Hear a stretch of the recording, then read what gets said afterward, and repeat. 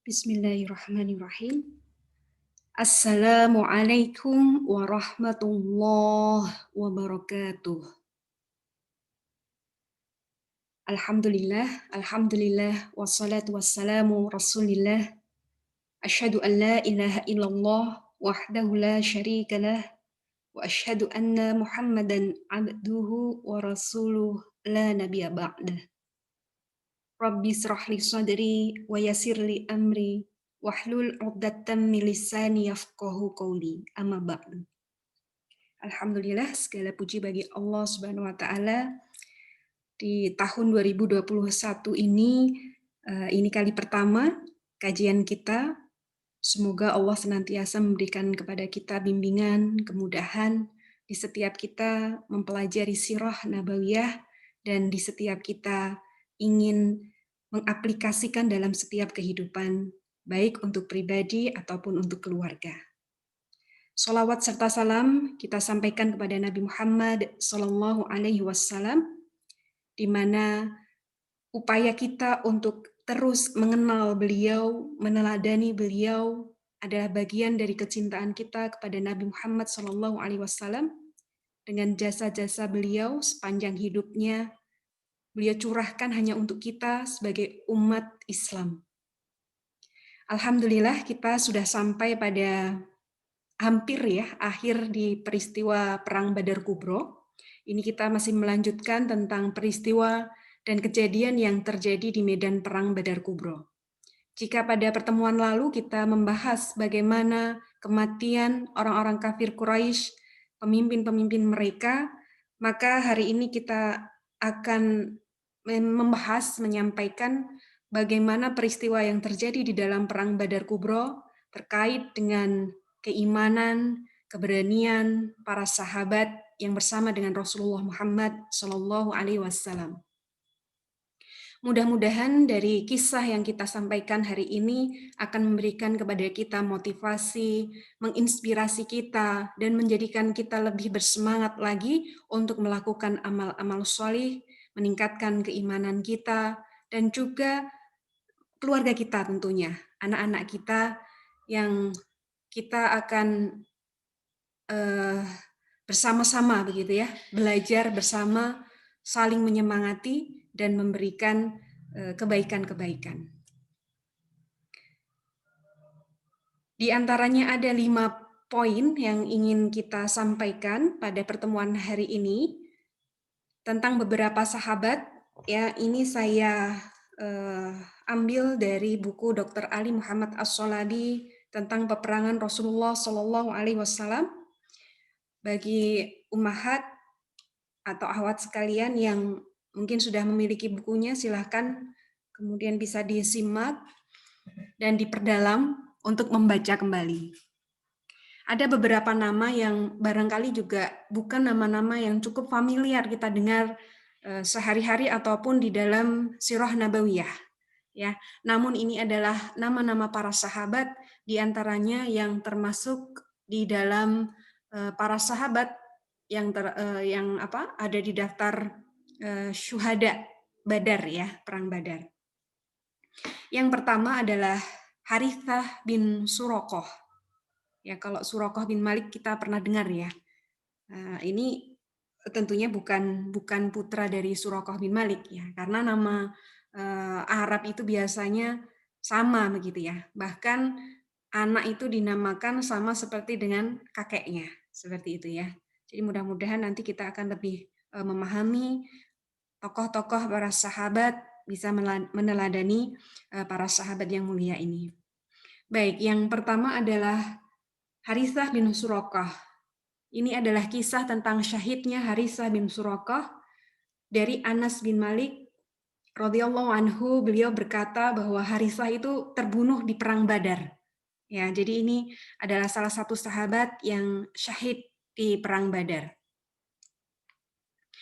Ada kisah yang menarik dari sahabat Harithah bin Suraqah dengan syahidnya beliau di perang Badar ini.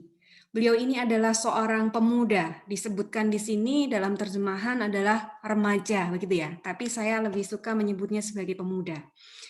Berarti ini usianya masih muda belia begitu ya, bukan sahabat Rasulullah Shallallahu Alaihi Wasallam yang mungkin secara usia sudah sepuh gitu ya, sudah memiliki begitu banyak pengalaman gitu.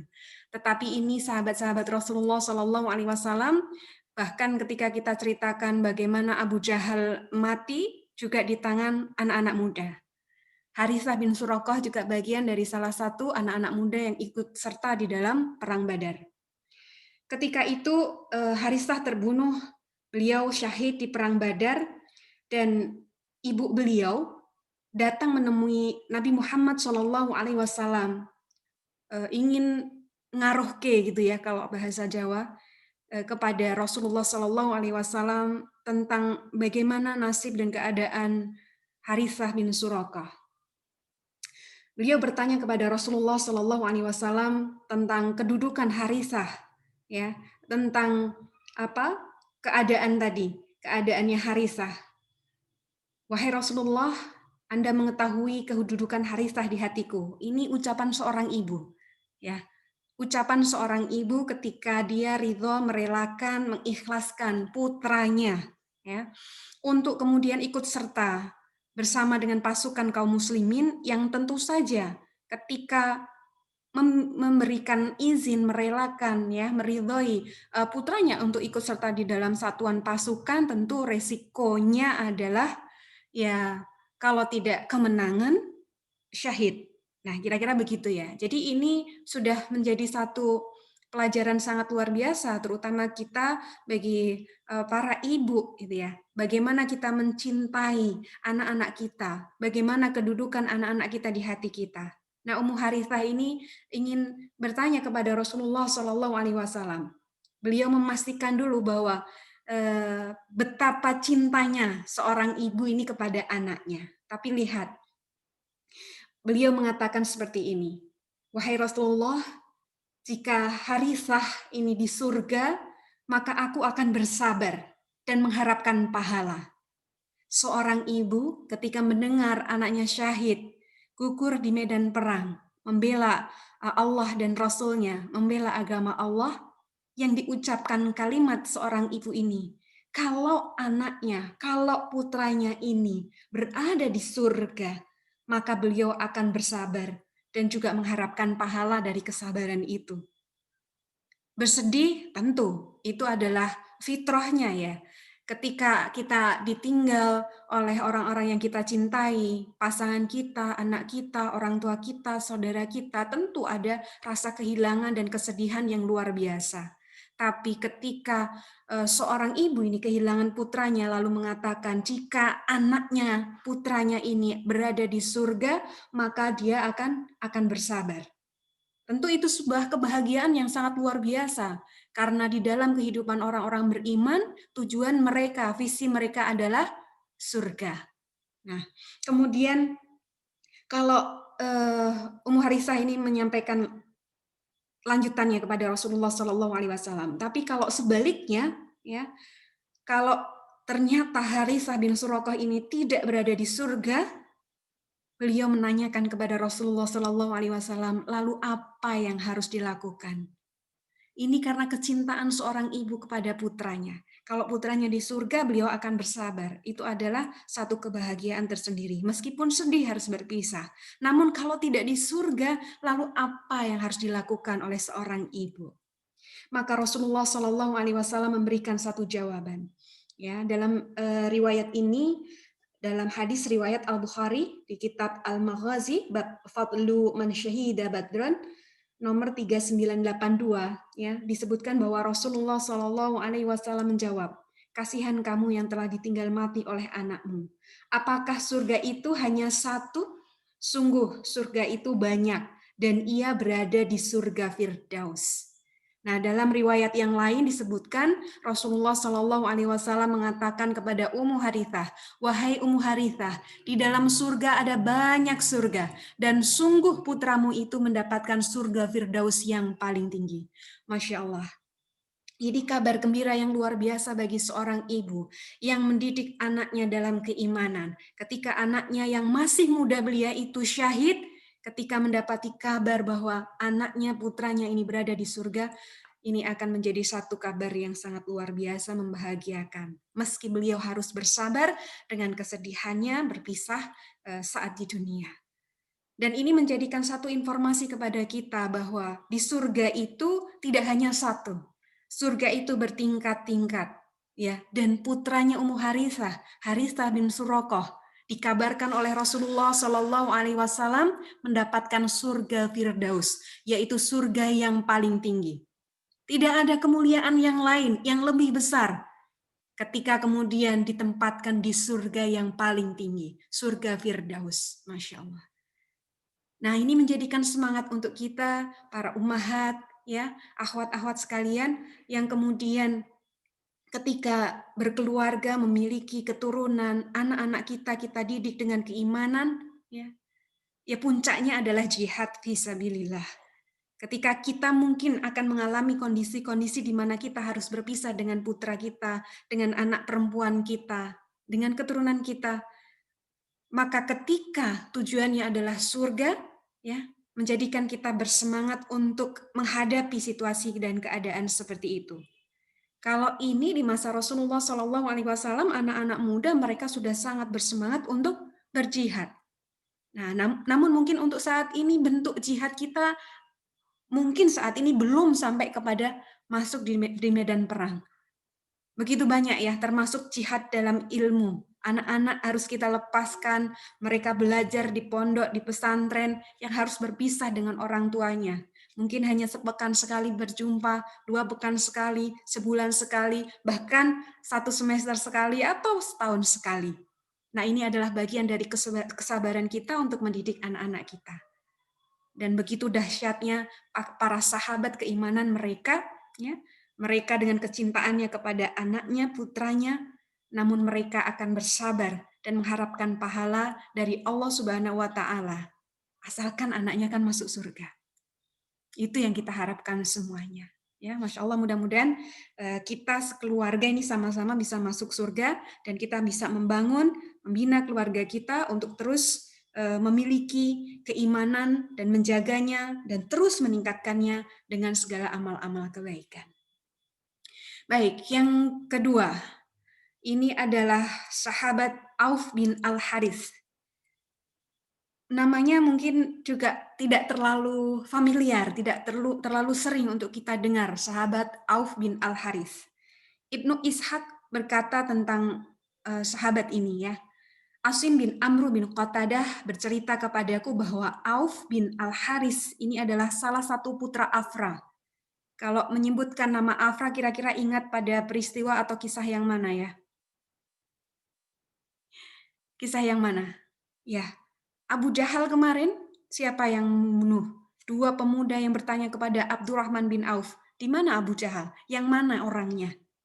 Ya, disebutkan dalam satu riwayat bahwa mereka berdua adalah 2 putra Afra. Ya, disebutkan di sini Afra ini adalah Afra binti Ubaid bin Sa'labah. Afra ini merupakan orang tua yang memiliki 7 putra yang ikut dalam perang Badar.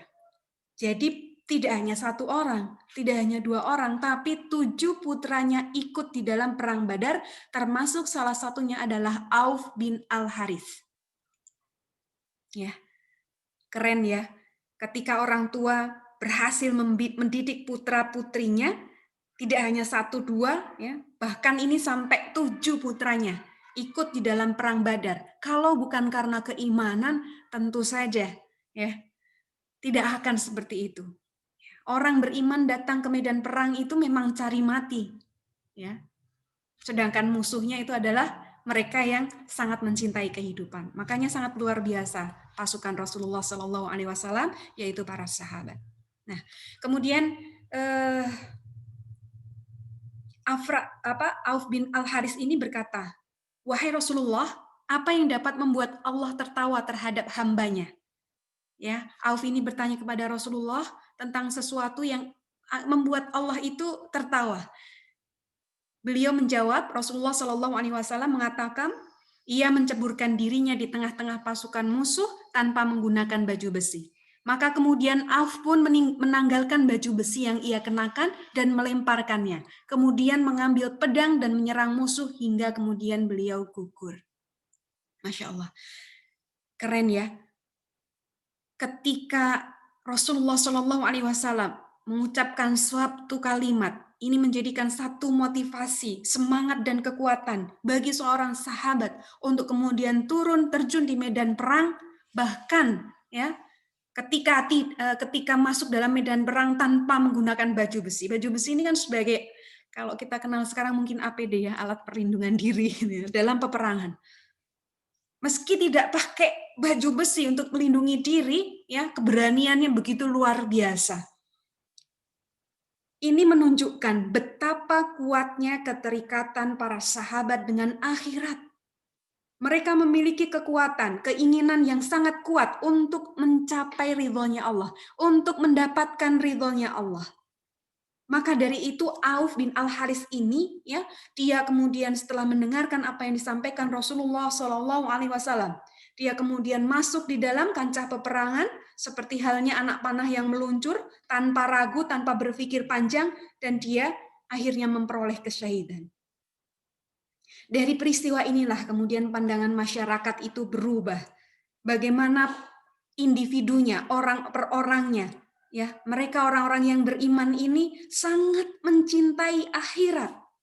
Mereka masuk ke dalam medan perang, mereka berjihad bukan untuk kemudian supaya dianggap sebagai seorang pahlawan, dibicarakan dan dikagumi para wanita, kemudian diapresiasi, diberikan penghargaan dari pemimpin kabilahnya, ataupun kemudian agar dikenal keberaniannya, diabadikan menjadi nama jalan, nama gedung, atau apa begitu. Tidak. Tapi hanya untuk mencari keridhaan Allah. Mereka mencintai akhirat dengan sangat luar biasa. Mereka hanya menginginkan keridhaan Allah semata. Maka ini bagian dari keimanan yang sedang kita upayakan untuk kita tumbuhkan kepada anak-anak kita. Ya. Jadi yang kita cari itu bukan karena ingin tenar di dunia, bukan karena ingin mendapatkan sesuatu kesenangan di dunia, tidak. Ya, kita hati-hati untuk mengarahkan anak-anak kita. Nak, kamu mau jadi apa besok? Mau jadi hafid atau hafidhoh? Kenapa? Biar terkenal, ya, biar mendapatkan ini dan itu. Kalau orientasinya masih belum akhirat, belum untuk mencari keridhaan Allah, ini kita orang tua yang harus kemudian meluruskan. Karena namanya hati itu sangat apa ya? Kita tidak pernah bisa mengetahui itu, tetapi kan muncul ya, apa yang ada di dalam hati bisa muncul ke dalam perilaku ataupun ke dalam ucapan. Ya, kita harus pantau dan awat-awati ya anak-anak kita ini. Jangan sampai kemudian mereka melakukan setiap amal solih dengan tujuannya adalah semata-mata dunia. Tapi yang kita harapkan diri kita sendiri sebagai orang tua dan anak-anak kita melakukan setiap amal solih, ya, setiap amal kebaikan semata-mata hanya ingin mencapai ridhonya Allah karena kita sangat mencintai akhirat dan visi kita adalah masuk surga sekeluarga. Seperti itu ya. Ini menarik sekali. Bagaimana Afra memiliki anak-anak yang sangat luar biasa, bahkan 7 orang putranya ya masuk di dalam medan perang Badar ini. Keren ya. Dan salah satunya yang kita ceritakan yaitu Auf bin Al-Haris. Baik, yang berikutnya adalah sahabat Sa'ad bin Khaisamah. Nah, kalau tadi kita sebutkan yang pertama tadi Harithah bin Suraqah, ya, bagaimana hubungan dan kedekatan dengan ibunya, bagaimana ibu yang beriman yang salihah ini bersabar dengan syahidnya putranya. Nah, kalau ini cerita tentang seorang putra dengan ayahnya. Sa'ad bin Khaisamah, berarti ayahnya namanya Khaisamah ya. Iya, betul. Nah, Sa'ad bin Khaisamah ini adalah salah seorang putra dari Khaisamah. Ini kita baca riwayatnya dari Al-Hafiz Ibnu Hajar berkata, Musa bin Uqbah mengatakan dari Ibnu Syihab, pada saat terjadi perang Badar, Sa'ad bin Khaisamah melakukan undian dengan ayahnya. yang keluar adalah undian Sa'ad. Nah, ini maksudnya apa? Pada saat Perang Badar, ketika itu tujuan Perang Badar adalah untuk mencegat kafilah dagang Quraisy yang dipimpin oleh Abu Sufyan, bukan untuk berperang.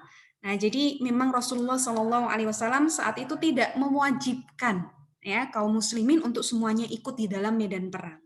Sehingga pada saat itu yang berangkat karena ini di dalam keluarganya Khaisamah ya harus ada yang menjaga wanita dan orang tua ya. Sehingga salah satu saja yang harus berangkat. Apakah ayahnya Khaisamah atau putranya Sa'ad bin Khaisamah? Karena saking kepengennya dua-duanya itu berangkat, padahal tidak mungkin kalau keduanya berangkat. Harus salah satu ada yang di rumah, yang kemudian mengurusi ya keluarganya. Karena ada wanita-wanita juga di sana. Maka kemudian akhirnya diputuskan untuk diundi. Ini luar biasa, ayah dengan anak rebutan mau perang. Yang dicari apa? Syahid, surga. Ini juga keren loh. Maka ini menjadi satu potret yang luar biasa. Kisah para sahabat ini ya. Hubungan antara ayah dengan anak ini luar biasa. Saat ini bukan anak durhaka. Dia adalah anak yang sangat berbakti kepada orang tua. Tapi lihat, bagaimana ketika soal akhirat ya terkait dengan akhirat, maka ada prioritas yang kemudian harus diambil. Coba dibaca, kita lanjutkan dialog berikutnya. Maka ayahnya berkata, wahai anakku, kali ini mengalahlah padaku. Ya, ayahnya berharap agar dirinya yang berangkat saja, sedangkan Sa'ad putranya yang masih muda belia ini ya di rumah. Sa'ad menjawab, wahai ayahku, kalaulah bukan karena surga, niscaya akan aku lakukan. Ini menunjukkan bahwa Sa'ad bin Khaisamah ini punya prioritas. Prioritas dia apa? Akhirat. Ya, kalau untuk urusan selain akhirat, maka dia akan mendahulukan sang ayah sebagai baktinya seorang anak kepada ayahnya. Namun kali ini adalah perkara akhirat, surga yang dicari. Maka Sa'ad bin Khaisamah tidak mau ngalah sama ayahnya, pengen dia yang duluan. Nah, ini juga sebuah kaidah ya, bahwa kalau kita ini terkait dengan perkara akhirat, kita harus mendahulukan diri kita. Tapi kalau ini adalah perkara dunia, maka kita harus dahulukan orang lain. Ya. Akhirnya kemudian saat ini berangkat menuju ke Perang Badar dan akhirnya beliau syahid. Sampai kemudian ini Perang Badar di tahun 2 Hijriah, lalu perang berikutnya yaitu di Perang Uhud itu sekitar tahun 3 atau 4 ya, Hijriah. Nah, pada saat itulah ya Khaisamah ikut serta di dalam peperangan dan akhirnya pun Khaisamah menyusul putranya syahid. Beliau gugur di medan perang Uhud. Ini memberikan sebuah gambaran yang luar biasa kepada kita.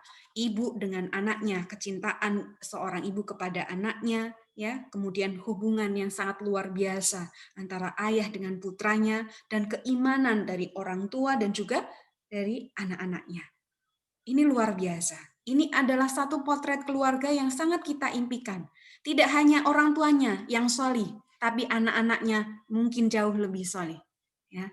Jadi semua satu keluarga ini saling memberikan semangat dan berlomba-lomba untuk mencapai satu kebaikan.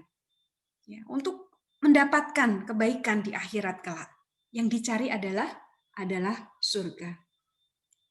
Rumah tangga para sahabat ini memang sangat luar biasa. Itulah kenapa kemudian ketika kita sudah menyelesaikan bahasan Sirah Nabawiyah, tentu akan sangat baik sekali ketika kemudian kita memasuki di setiap kehidupan para sahabat. Bagaimana kemudian mereka berperilaku, bersikap, beramal, beribadah, dan juga mereka ya potret-potret dari keluarga para sahabat ini.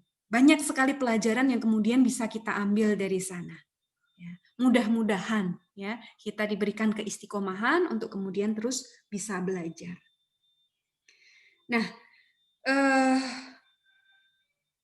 Sa'ad bin Khaisamah ya ketika kemudian sudah berangkat dan ternyata syahid ya dan kemudian memberikan apa ya kepada ayahnya juga semangat. Nah, ini sebetulnya pelajaran untuk kita. Kadang-kadang orang tua itu bisa dipicu atau dipecut juga gitu ya. Bagaimana orang tua ini kemudian memperbaiki diri, menjadikan amal kebaikannya, ibadahnya lebih baik, kadang-kadang harus dipacu oleh anaknya. Jadi anaknya mungkin sudah hafal sekian juz, orang tuanya belum. Nah, itu jadi ada semangat ya. Mudah-mudahan kita yang demikian ya. Jadi saling berlomba-lomba seperti itu. Meskipun anak kita mungkin yang lebih dahulu prestasinya ya, atau lebih dahulu menguasai sesuatu, kita tidak kalah dan tunjukkan bahwa kita sebagai orang tua ini juga berusaha untuk belajar. Ya, termasuk ini kalau anak-anak juga belajar siroh ya, orang tuanya juga semangat belajar siroh. Jadi kalau diskusi nyambung gitu ya. Jangan kalau kemudian ditanya yang mana ya nak ya nggak tahu nih gitu ya. Jangan sampai ya. Ketika ada kesempatan, ambil, kita belajar. Lebih seru lagi ketika kita bisa berdiskusi atau mungkin ada halakoh di rumah kita dengan anak-anak kita. Belajar dari Rasulullah Shallallahu Alaihi Wasallam lewat sirah nabawiyah dan juga belajar dari para sahabat. Ini generasi terbaik. Ya, mudah-mudahan ini menjadi inspirasi kita. Mungkin kita akan buat program di rumah kita untuk bikin halakoh sirah dengan anak-anak kita. Mungkin baca kitab sambil dibacakan ya. Sebelum kita ketemu anak-anak di dalam satu halakoh tersebut, mungkin kita belajar dulu nanti biar bisa bercerita. Ya, mudah-mudahan bisa seperti itu. Ya, ini sebagai satu inspirasi untuk kita. Baik, kemudian yang keempat, ini adalah satu kisah ya yang terjadi di dalam begitu banyak peristiwa di Perang Badar. Doa Nabi Shallallahu Alaihi Wasallam untuk Abu Hudzaifah bin Utbah. Pernah dengar nama Abu Hudzaifah atau Hudzaifah? Ya, ada ya. Nah, ini beda ya dengan Hudzaifah bin Yaman, lain lagi. Ya. Abu Hudzaifah bin Utbah ini adalah seorang muhajirin, ya, putra dari Utbah. Ini kalau nama lengkapnya bin Utbah bin Rabi'ah. Nama Utbah bin Rabi'ah sudah kita sebutkan di awal-awal pembahasan Perang Badar. Termasuk kemarin di pertemuan yang terakhir, ini adalah salah satu tokoh yang mati juga di awal-awal Perang Badar. Karena dia sebagai salah satu tokoh Quraisy yang berduel. Ya, yang ketika itu tandingannya siapa? Ubaidah ya. Ada Hamzah, ada Ali. Nah, Utbah ini ikut juga di dalam duel tersebut mewakili pihak Quraisy. Ya. Abu Hudzaifah bin Utbah. Ya, kalau Utbah ini adalah ayahnya Hindun, berarti Abu Hudzaifah ini saudaranya Hindun. Hindun istrinya Abu Sufyan. Ya. Jadi ini kadang-kadang saya kaitkan antara satu tokoh dengan tokoh yang lain supaya lebih enak atau lebih memudahkan kita mengingat-ingat tokoh tersebut ya. Oh, Abu Hudzaifah bin Utbah, oh Utbah itu yang ini, oh itu yang ayahnya si Hindun, oh Hindun tuh istrinya Abu Sufyan. Nyambung begitu ya. Jadi ceritanya apa ya, lebih mudah untuk kemudian kita ingat ya. Dikisahkan dari Aisyah radhiyallahu anha dalam hadisnya yang menyebutkan tentang dibuangnya mayat orang-orang Quraisy di sumur setelah perang Badar. Ini tokoh-tokoh Quraisy tadi ya, ada yang kemudian termasuk Abu Jahal, termasuk Utbah dibuang ke dalam sumur di sumur Badar. Ketika Rasulullah Shallallahu Alaihi Wasallam memerintahkan para sahabat untuk menyeret mereka itu semuanya menuju ke sumur Badar, beliau melihat aura ketidaksukaan di wajah Abu Hudzaifah bin Utbah. Ya. Utbah bin Rabi'ah tadi adalah salah satu tokoh yang mati ya di dalam perang Badar. Dan di situ ada putranya Abu Hudzaifah. Ini beda kubu. Kalau Utbah bin Rabi'ah masuk kubunya orang-orang kafir, sedangkan Abu Hudzaifah adalah masuk kelompoknya kaum muslimin, pasukan kaum muslimin. Ya. Perang Badar ini kan juga termasuk furqan ya, pembeda antara hak dan batil. Nah, di sini ketika melihat Rasulullah Shallallahu Alaihi Wasallam memerintahkan agar mayat-mayat itu dimasukkan ke dalam sumur Badar, maka Abu Hudzaifah ya dilihat oleh Rasulullah Shallallahu Alaihi Wasallam ada nampak wajah yang tidak suka dengan apa yang dilakukan terhadap ayahnya Utbah ya, sudah mati nih ya. Nah, Utbah ini tokoh kafir ya, tokoh kafir yang di Mekah saja dulu juga ikut serta di dalam menghalang-halangi dakwah Rasulullah Shallallahu Alaihi Wasallam. Dan ironisnya ya putranya Abu Hudzaifah ini termasuk as-sabiqunal awalun. Jadi masuk Islamnya itu sudah di awal-awal waktu dakwah Nabi di Mekah.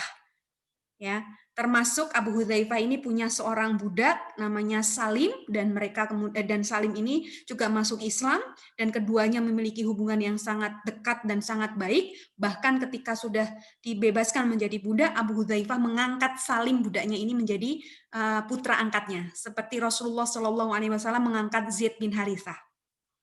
Sampai kemudian ayat turun tentang larangan mengangkat anak dengan menisbatkan kepada ayah angkatnya. Jadi dulu kan Zaid bin Harithah itu dipanggilnya dengan Zaid bin Muhammad karena diangkat anak oleh Nabi Muhammad SAW. Nah, Abu Hudzaifah ini punya anak angkat juga, yaitu mantan budaknya, namanya Salim. Salim bin Abu Hudzaifah gitu ya. Tapi ketika ayat itu turun, maka kemudian tidak boleh. Nah, karena Salim tadi sang budak itu tidak tahu ya nama ayahnya, maka kemudian disebutkan nama Salim ini dengan majikan yang memerdekakan dirinya sebagai budak. Maka dikenal dengan Salim Maula Abu Hudzaifah. Ya, ini juga nanti ada sirah sahabat sendiri yang membahas tentang kisah Salim Maula Abu Hudzaifah. Tapi ini menunjukkan kepada kita bahwa keislaman Abu Hudzaifah ini sangat luar biasa. Beliau termasuk as-sabiqunal awalun, sedangkan ayahnya adalah tokoh yang sangat menentang kaum muslimin bahkan sejak awal mula dakwah di Mekah. Kebayang ya, itu dalam jangka waktu yang sangat lama, bertahun-tahun, bahkan sampai hijrah dan ketemu ayahnya lagi di Badar dalam situasi peperangan. Ketika ayahnya mati, kemudian dilemparkan di dalam sumur Badar, Rasulullah Shallallahu Alaihi Wasallam melihat ketidaksukaan di dalam wajah Abu Hudzaifah bin Utbah ini, ya, sehingga Rasulullah Shallallahu Alaihi Wasallam bertanya kepada Abu Hudzaifah, wahai Abu Hudzaifah, sepertinya apa yang terjadi kepada ayahmu itu membuatmu sedih, membuatmu tersakiti. Lalu Abu Hudzaifah ini menjawab, demi Allah, wahai Rasulullah, saya tidak ragu terhadap Allah dan Rasulnya.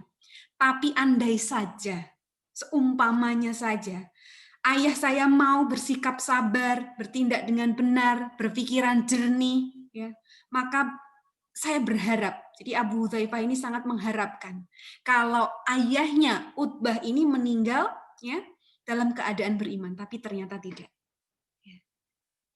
Abu Hudzaifah mengatakan, saya sangat berharap agar ia tidak meninggal sebelum Allah memberikan hidayah Islam kepadanya.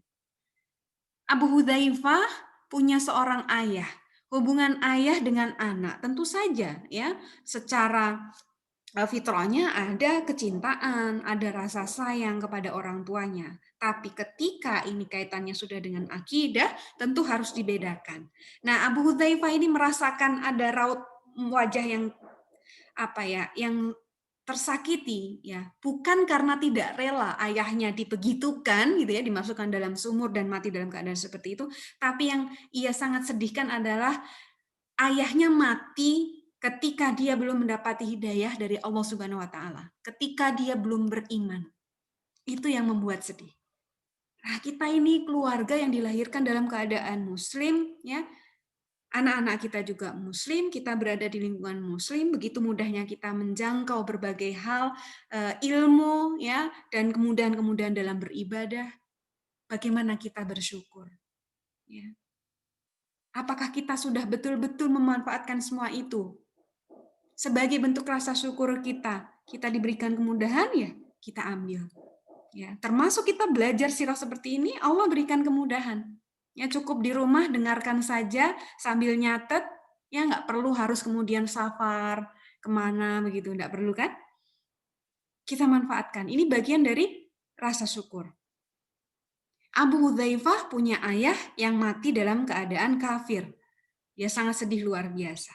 Mudah-mudahan kita ya mati pun dalam keadaan beriman. Tidak hanya diri kita, keluarga kita, anak-anak kita.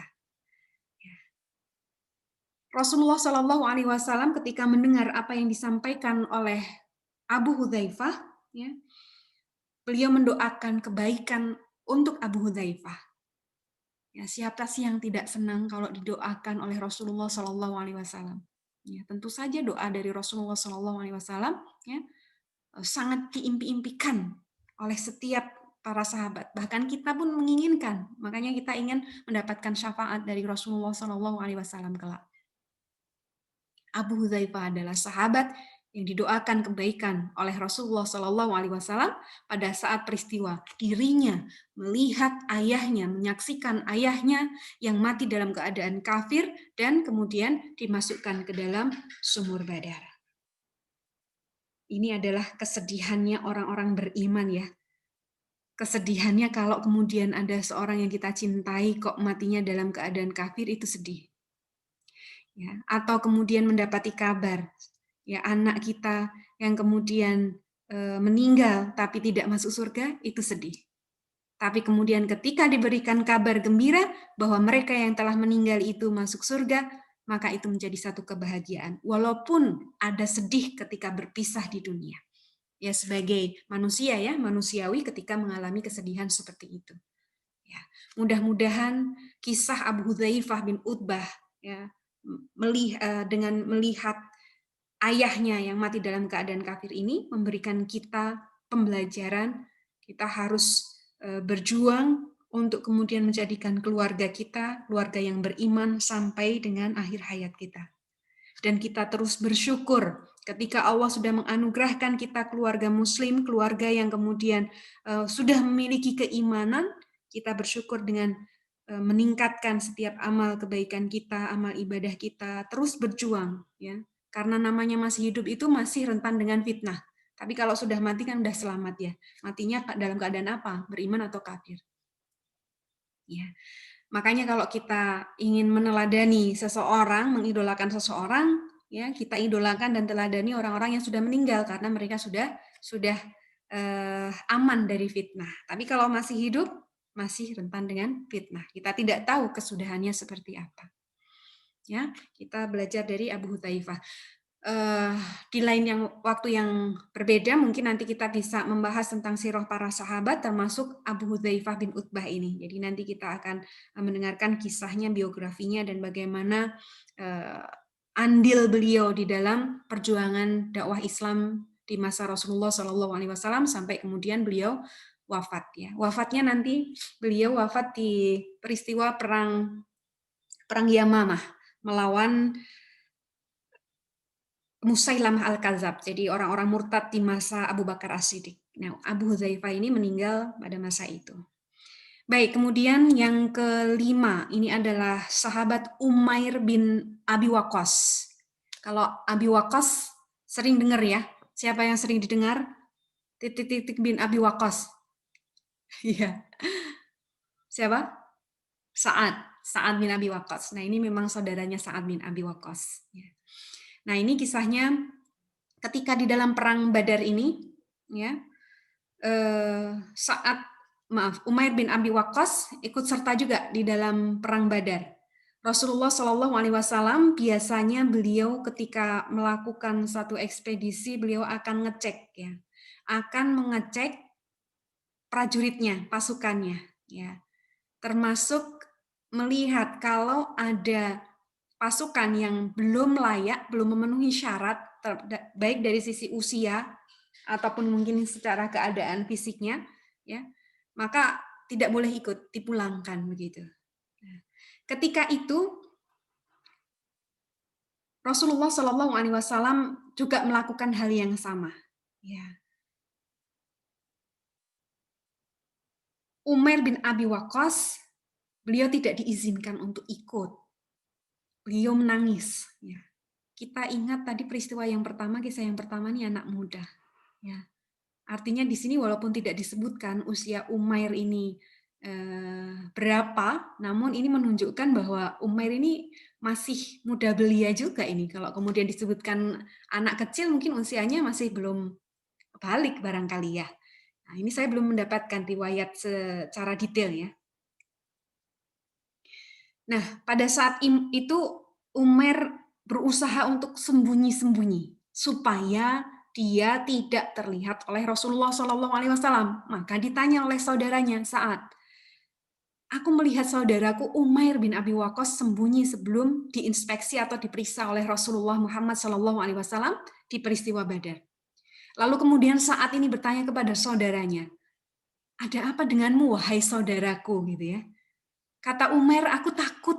Aku takut Rasulullah Shallallahu Alaihi Wasallam melihatku, lalu kemudian menganggapku ini masih kecil dan tidak mengizinkanku untuk ikut berperang." Padahal ya Umair ini sangat ingin sekali untuk ikut berperang dengan harapan, ya, nih lihat nih ya, harapannya apa? Allah memberikan anugerah kepada dirinya mati syahid. Masya Allah. Ini anak luar biasa ya, pemuda-pemuda di masa Rasulullah Shallallahu Alaihi Wasallam, bahkan anak-anak mereka sudah tertanam di dalam dirinya keimanan yang luar biasa, bahkan yang dicita-citakan oleh mereka adalah kesyahidan. Ya, anak-anak kita mungkin belum sampai tahap itu, tapi kita berusaha supaya keimanan mereka begitu kokoh, ya. Jadi semangat mereka untuk kemudian berjuang di jalan Allah, mempertahankan agama ini, memperjuangkan agama ini, mengembalikan kejayaan Islam akan kemudian tumbuh dengan sangat luar biasa. Umair bin Abi Waqqas hanya salah satu di antara anak-anak ya yang dianggap masih kecil. Nanti di peristiwa perang yang lain pun juga ada anak-anak yang kemudian ngotot ingin ikut serta di dalam perang. Ini luar biasa sekali. Kalau anak-anak kita biasanya ngototnya ngapain? Ngotot untuk diizinkan main game, ya mungkin bukan anak-anak kita, anak-anak orang lain. Ngotot untuk diizinkan ikut main game, atau kemudian diizinkan untuk pergi bermain, atau untuk diizinkan beli sesuatu gitu ya. Begitu ya. Tapi di masa Rasulullah Shallallahu Alaihi Wasallam, para sahabat, nih anak-anak bahkan dan juga para pemuda, mereka ngotot agar diizinkan untuk ikut berperang. Masya Allah. Betapa luar biasanya pesona keimanan para sahabat ini. Ini hanya sekelumit di antara kisah dan peristiwa yang ada di dalam Perang Badar. Mudah-mudahan memberikan kita semangat dan inspirasi agar keluarga kita, anak-anak kita, mulai dari sejak kecil mereka sudah tumbuh keimanan mereka, sampai kemudian mereka memiliki keimanan sekelas para sahabat. Yang di masa kecilnya, di masa mudanya saja sudah kayak gini ya. Luar biasa. Baik, mungkin itu saja pada pertemuan hari ini supaya tidak terlampau panjang dan kita bisa lebih mudah untuk mengingat, mencerna, dan mengambil pelajaran dari setiap peristiwa dan kisah yang kita sampaikan di dalam Sirah Nabawiyah. Mudah-mudahan kita diberikan keistiqomahan, kita bisa bertemu lagi di dalam kajian selanjutnya. Kita tutup dengan hamdalah, istighfar, dan doa kafaratul majlis. Alhamdulillahirabbil alamin, astaghfirullah wa atubu ilaih, astaghfirullah wa atubu ilaih, astaghfirullah wa atubu ilaih. Subhanakallahumma wa bihamdika asyhadu an la ilaha illa anta astaghfiruka wa atubu ilaih. Barakallahu fikum, wassalamu alaikum warahmatullahi wabarakatuh.